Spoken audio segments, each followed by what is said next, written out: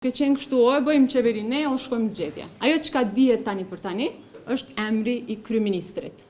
Nuk dihen emrat e personave tjerë të cilët do të mbajnë pozicione tjera. Ju e dini që qeverin mund të bëj lëvizjave të vendosje, dhe në anën tjetër nuk mendoj që mundet opozita ta bëj qeverin si e vetme. Prandaj duke qenë kështu o e bëjmë qeveri ne, o shkojmë zgjedhje.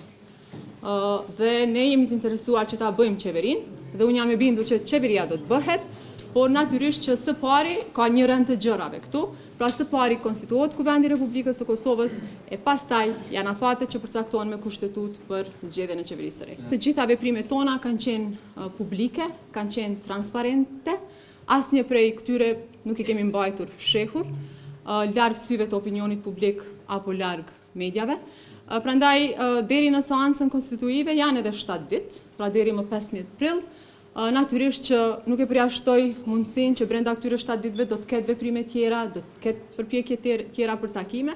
Prandaj, në këtë rast, kryeministri Kurti, kryetari Kurti, ka ftuar për takim lidhjen demokratike të Kosovës për nesër apo për pas nesër, me sa kam parë letrën, janë 2 ditë në disa orare që janë propozuar.